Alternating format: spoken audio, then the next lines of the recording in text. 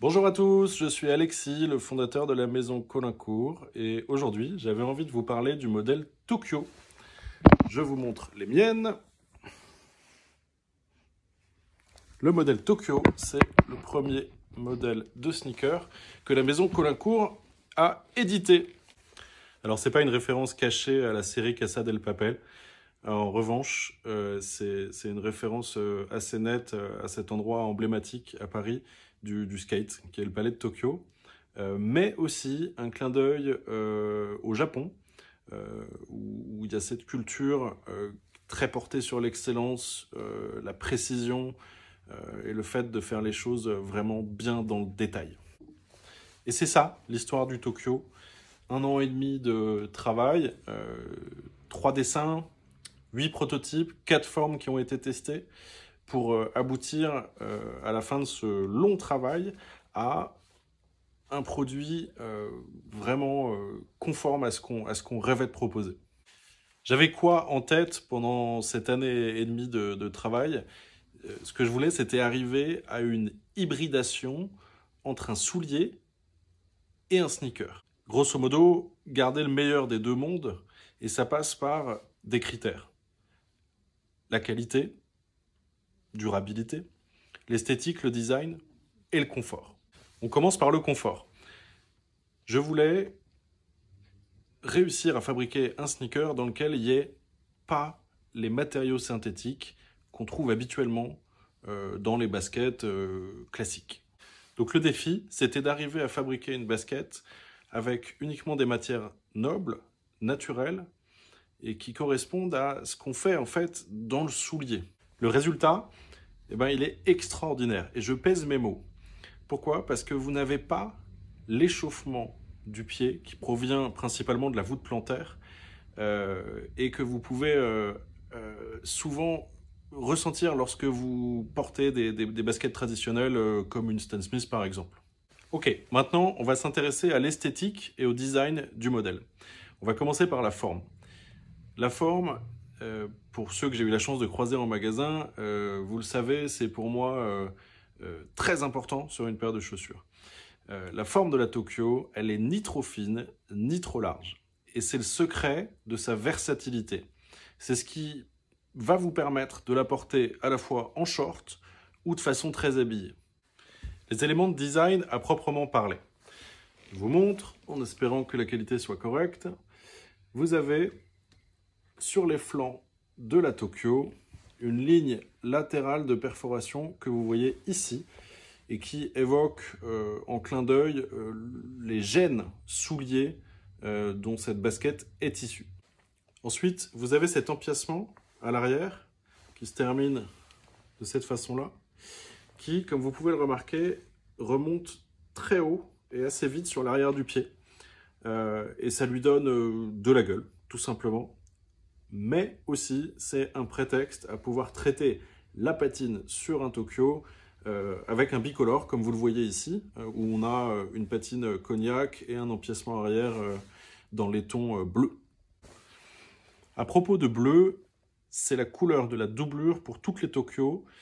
Ça fait partie des signatures du modèle. Et puis j'en profite pour vous montrer cet autre élément de design, la forme de la languette et la petite abeille napoléonienne qui est gaufrée à chaud à cet endroit-là. Autre élément caractéristique du Tokyo, ce sont ces œillets métalliques type œillet d'escalade qui amènent, pareil, quelque chose visuellement d'assez singulier et qui aussi, sur le plan ergonomique, sont top. Pourquoi? D'une part, c'est très facile à mettre. Quand vous les lacez le matin, ça va vite. Et ensuite, c'est hyper intéressant parce que ça permet de mieux répartir la pression des lacets quand vous marchez avec ou quand la chaussure subit une torsion. C'est-à-dire que la charge de la pression va se répartir de façon beaucoup plus fluide parce que les lacets coulissent. Alors, on ne peut pas parler du Tokyo sans évoquer la qualité de la poserie, parce que c'est fondamental pour une paire de chaussures, quelle qu'elle soit. Pour le Tokyo, on utilise un cuir, un tannage végétal, sans chrome, qu'on a développé spécifiquement en Italie, de façon à obtenir un cuir qui soit rond, moelleux, qui apporte un confort tout en produisant une brillance italienne, donc sexy. On ne peut pas parler du Tokyo sans évoquer le principe de la patine qui consiste à créer ou à modifier la couleur d'un cuir. Sur le Tokyo, bien évidemment, on le propose comme pour tous nos autres modèles de la collection. Et c'est vraiment un élément fondamental parce que on peut absolument tout imaginer, du noir au bleu, en passant par le vert, avec tous les effets possibles et imaginables, toutes les couleurs de l'arc-en-ciel. Alors parfois, ça nous amène sur des projets un peu complexes.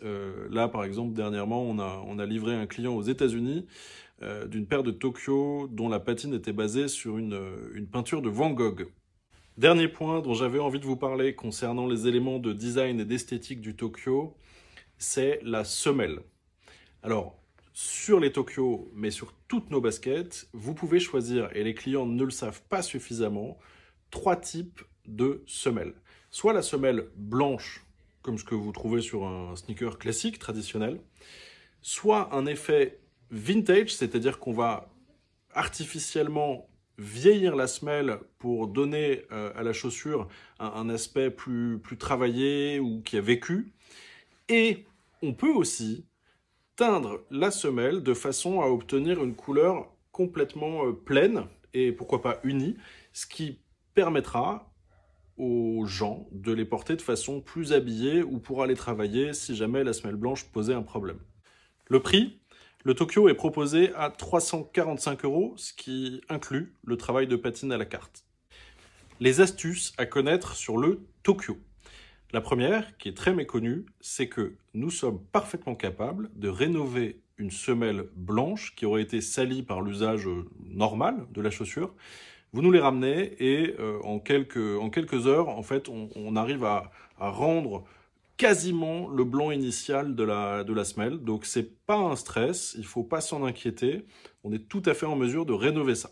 Alors, deuxième astuce qui est hyper intéressante à connaître, c'est que dans une paire de Tokyo, vous avez ce qu'on appelle une première de propreté, qui est celle-ci. C'est-à-dire que à l'origine, cette partie-là, elle est à l'intérieur. Vous pouvez la retirer.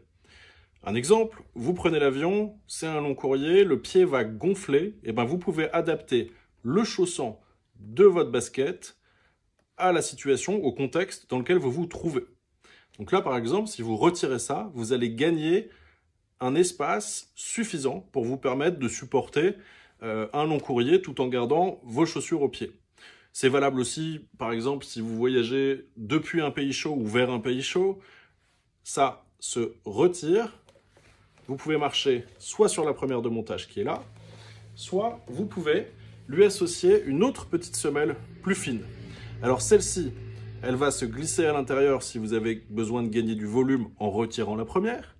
Ou alors, si vous avez besoin de la remplir davantage, vous glissez celle-ci en premier à l'intérieur, puis la deuxième qui est la semelle initiale, et ça va vous retirer du volume. Donc, vous les remplirez davantage. Si par exemple la basket s'est un peu élargie, ou si par exemple vous venez d'un pays chaud et humide, pour vous rendre dans un pays froid, eh ben, vous aurez besoin de remplir davantage la chaussure. Une petite anecdote pour finir sur la Tokyo, c'est le modèle qui nous a permis de réaliser ce qui à ce jour est une des collabs les plus cool qu'on ait faites. C'est celle avec le Palais de Tokyo et l'artiste Philippe Bodlock, qu'on a sorti fin 2019, il y a à peine 6 mois, et qui pour moi est une grande fierté parce que un artiste extraordinaire, une institution extraordinaire, et la jonction de ces 3 éléments ensemble a vraiment produit un objet dont je suis très fier. Alors, un objet, une chaussure, une œuvre d'art, chacun voit midi à sa porte. Je vous montre de quoi il s'agit. Voilà un exemple. Chaque paire est unique. Le nombre de grains qui a été dessiné par l'artiste est indiqué ici. Et voilà ce que ça donne vu d'en haut. Voilà, un vrai motif de fierté. C'est la fin de ce premier épisode de cette nouvelle série. On espère que ça vous a plu. On a voulu essayer quelque chose de nouveau. J'ai pas forcément tout dit. Donc si vous avez des questions, n'hésitez pas. Et je vous dis à la prochaine fois pour un autre modèle. À bientôt!